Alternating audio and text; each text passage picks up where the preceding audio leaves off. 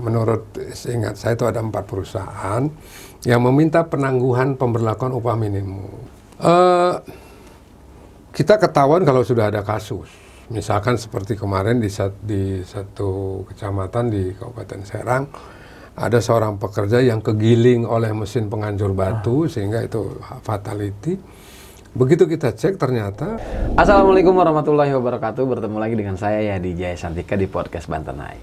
Tamu kita kali ini Kepala Dinas Tenaga Kerja dan Transmigrasi di Snaker Trans Provinsi Banten, Bapak Septo Kalnadi. Assalamualaikum. Waalaikumsalam warahmatullahi wabarakatuh. Sehat Pak Yadi ya? Alhamdulillah. Tanya sehat udah nanya. Iya, yang penting sehat-sehatan kita ini sekarang. Tamu istimewa kita yang sempat viral. Hoax itu jangan. Pak Septo, dunia tenaga kerja kita saat ini sedang ramai dengan Perpu Cipta Kerja. Ya. Nah, termasuk di Banten begitu ya, ramai soal pro kontra begitu. Nah, Pak Septo, apa sih sebetulnya yang Pak Septo tahu soal tujuan dari diterbitkannya Perpu, termasuk urgensinya begitu, Pak Septo? Jadi sebenarnya dilatar belakangi dalam rangka melaksanakan putusan Mahkamah Konstitusi, di mana perlu ada perbaikan dan pergantian Undang-Undang Nomor 11 Tahun 2020 tentang Cipta Kerja. Kemudian juga memberikan landasan hukum yang kuat bagi pemerintah dan lembaga terkait dalam mengambil kebijakan langkah-langkah dalam waktu yang sangat segera. Yang pasti adalah untuk memenuhi hak warga negara atas pekerjaan dan penghidupan yang layak bagi kemanusiaan yang dijamin oleh konstitusi. Sehingga perlu ada berbagai aspek pengaturan yang berkaitan dengan kemudahan, perlindungan, dan pemberdayaan koperasi, usaha kecil atau mikro dan menengah, kemudian peningkatan ekosistem investasi dan percepatan proyek strategis nasional termasuk peningkatan perlindungan dan kesejahteraan pekerja. Seperti kita ketahui sekarang saja itu tentang peraturan pemerintah 36 tentang pengupahan itu masih digugat oleh termasuk di dalamnya Permenaker 18 2022 yang mengatur tentang pengupahan UMK UMP itu sekarang kan sedang masih digugat oleh Asosiasi Pengusaha Indonesia di Mahkamah Agung di Judicial Review. Sehingga pada saat sekarang itu masalah pengupahan memang selalu jadi polemik juga. Masih banyak yang harus dipertimbangkan oleh pemerintah, tetapi dengan keterbatasan aturan yang ada dengan Undang-Undang Cipta Kerja itu kemarin juga dibatalkan. Maka perlu ada landasan hukum yang segera dikeluarkan oleh pemerintah. Itu terkait dengan angkatan kerja di Indonesia saja itu 144 juta orang lebih. Angkatan per tahun itu? Di tahun 2022 saja. Nah, itu naik 4,20 juta dibanding 2021. Jadi mungkin dari 144 itu tahun 2021 masih sekitar 140 juta. Ini juga perlu kita pertimbangkan juga bahwa pada saat COVID kemarin terdapat 11,53 juta atau 5,53% penduduk usia kerja itu menjadi penganggurannya 0,96 juta orang. Sehingga angkatan kerja kita sendiri dari 55 juta orang itu tidak bekerja itu 0,58 juta orang. Sehingga penduduk yang bekerja mengalami pengurangan jam kerja. Jadi pengurangan jam kerja 9,44 juta orang. Maksudnya pengurangan jam kerja begini. Perusahaan itu untuk bagaimana tetap akan survive, kemudian tidak melakukan PHK, maka dilakukanlah pengurangan jam kerja. Nah, karena pengurangan jam kerja, prinsip no work, no pay, tidak bekerja berarti tidak dibayar, mereka berusaha untuk hari-hari tertentu itu beberapa pegawai dijadwal untuk tidak bekerja.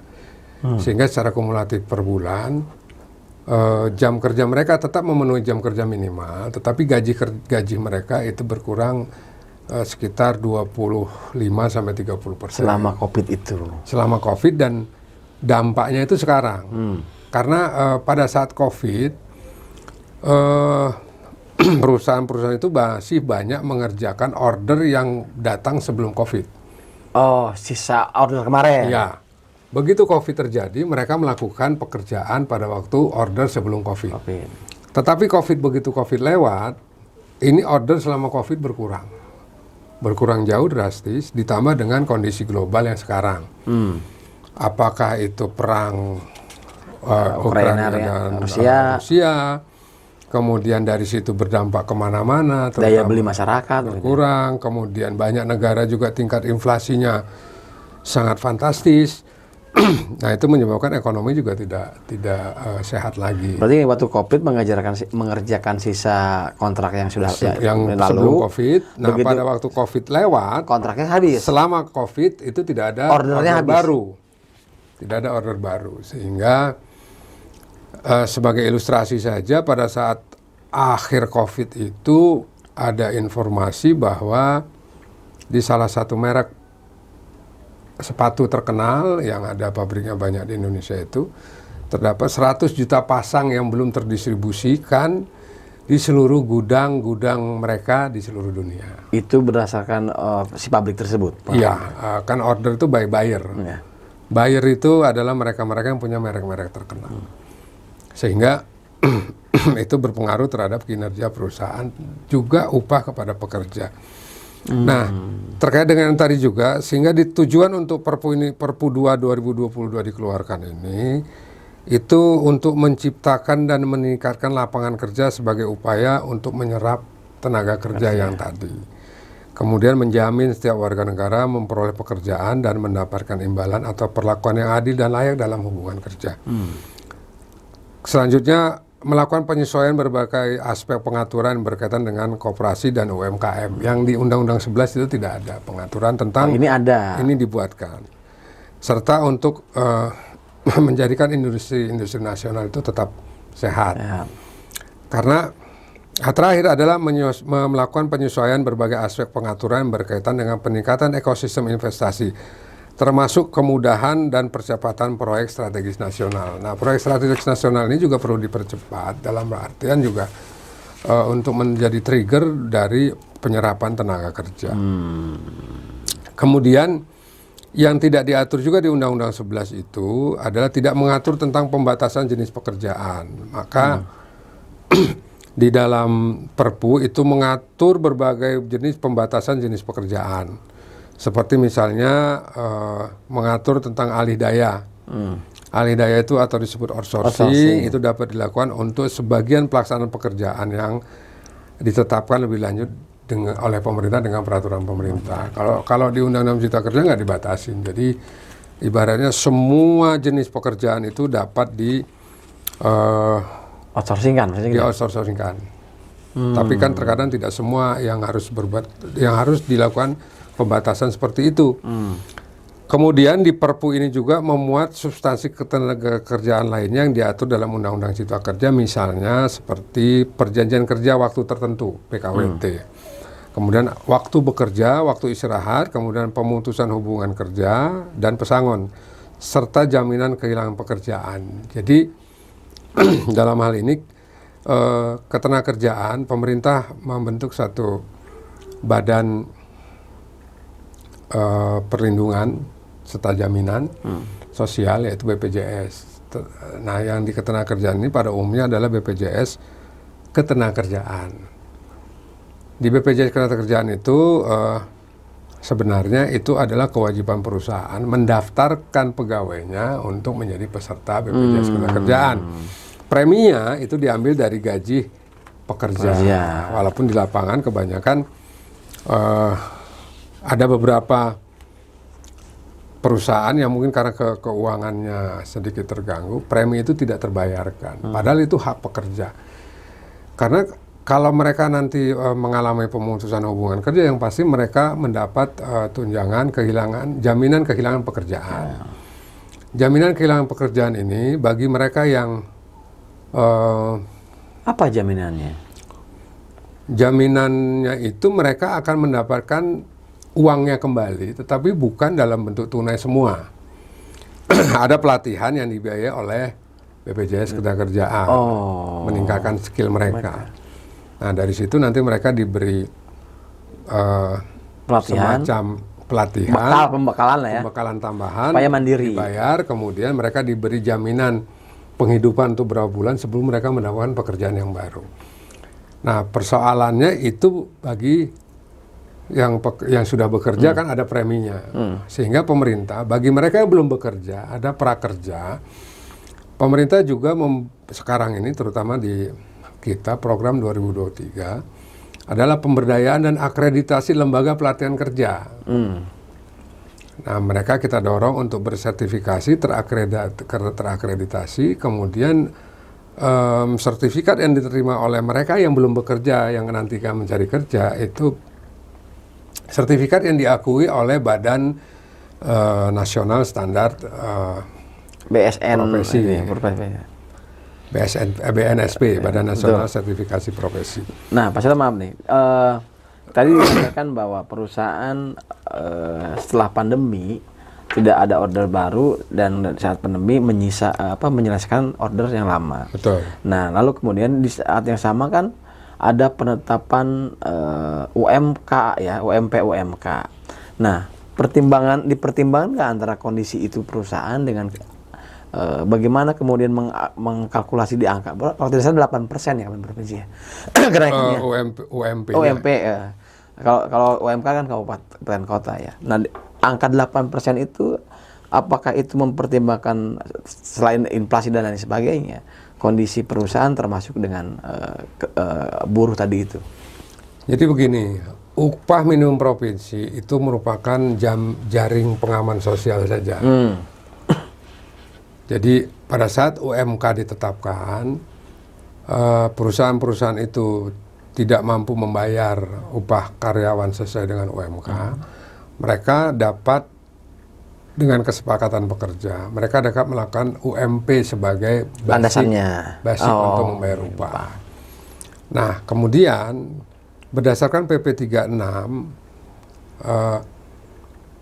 upah minimum provinsi maupun upah minimum kabupaten kota paling tidak selama pandemi itu kenaikannya tidak lebih dari 1%. Jadi seperti tahun lalu saja itu di Provinsi Banten kenaikannya 0,78%.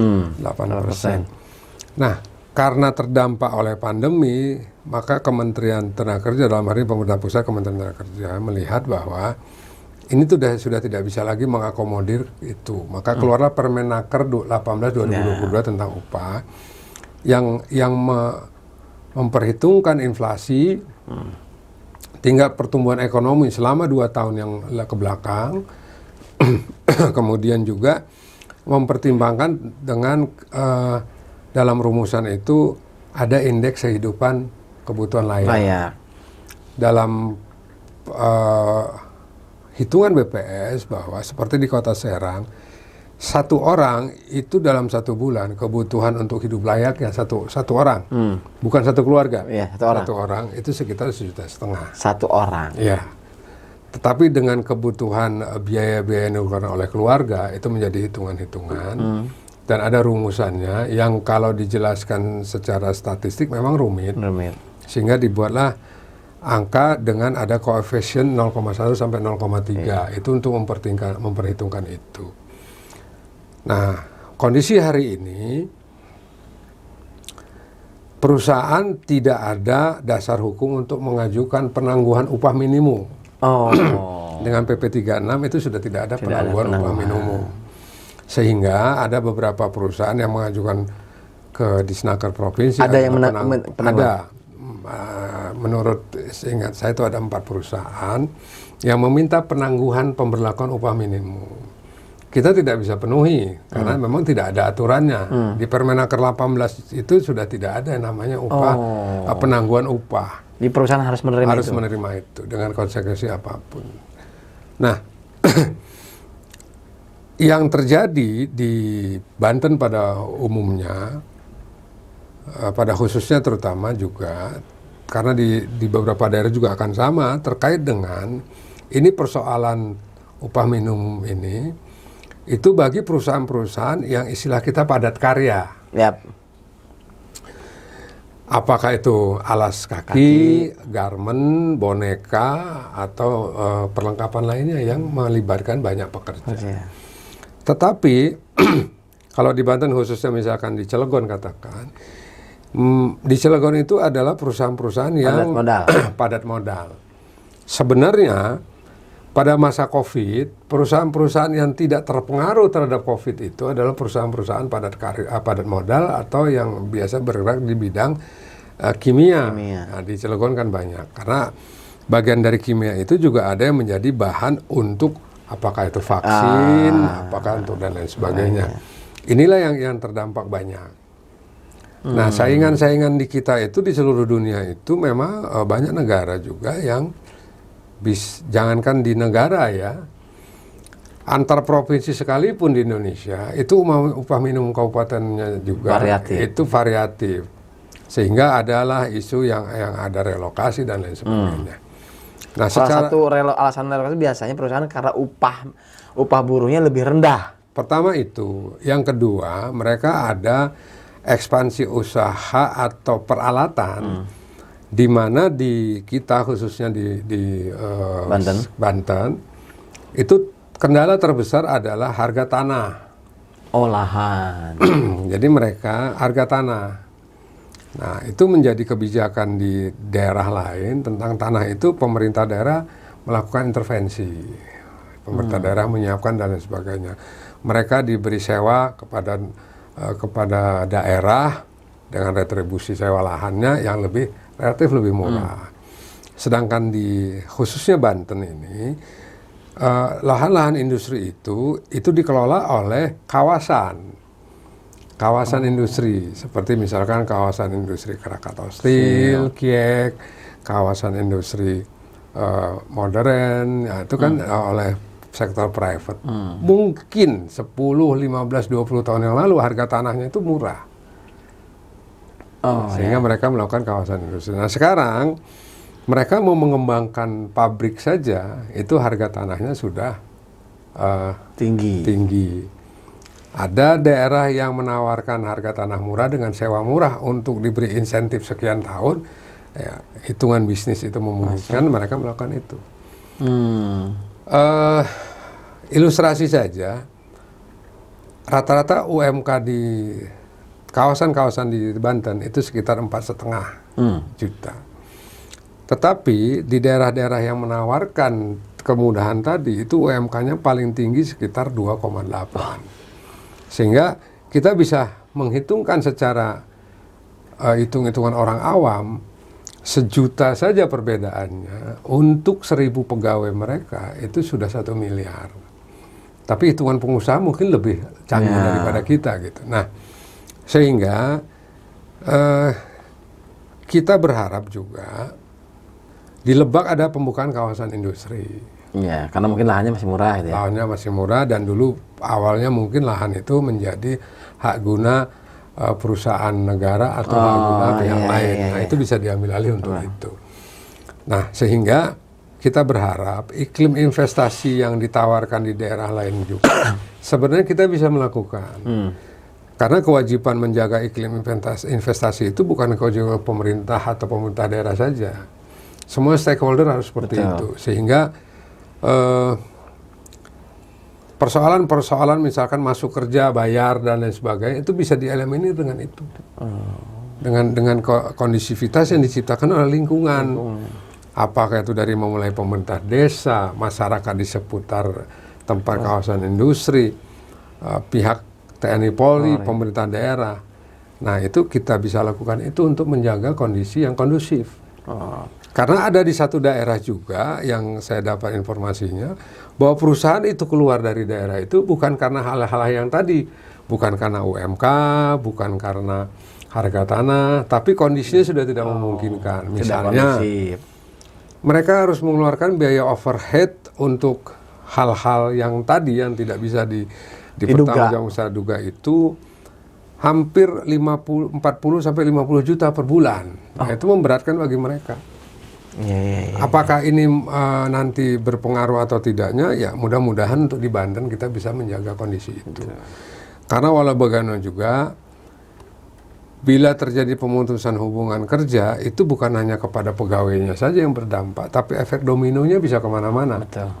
Pertama, keluarganya, katakan dia punya anak 1, istri 1, 2. Dari situ nanti ojek yang mengantar jemput anaknya, Iya. warung-warung yang di sekitar tempat tinggal Langganannya. dia, atau kontrakan yang dia tempatin. Iya. Itu akan kosong dan itu akan meredupkan Kos-kosan. roda perekonomian di kita pada Nah, tadi Pak Sabto sampaikan bahwa ada perusahaan yang mengajukan penangguhan, ada 4. Itu perusahaan padat modal? enggak.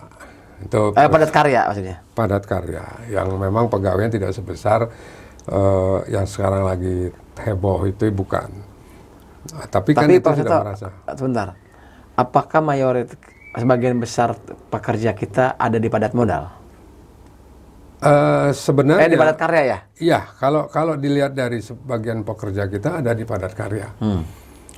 Kalau dari data statistik, maka Banten itu akan menerima investasi yang melebihin target sekitar 58 triliun atau 102,sekian%. Salah satu case-nya adalah di Cilegon. Cilegon itu menerima investasi tahun 2022 saja 1,7 triliun. Tetapi penyerapan tenaga kerjanya berkisar 300 sampai 500 orang. Jadi di pihak lain kita menerima investasi besar, tapi dengan penyerapan tenaga kerja yang full skill. Tapi kita juga harus menyiapkan juga, menginginkan juga ada investasi yang untuk padat karya, yang skillnya bisa dibangun sambil berjalan. Nah, melibatkan itu. Sehingga dengan keadaan seperti ini, maka Perpu 2 inilah dikeluarkan untuk menjaga kondisivitas itu.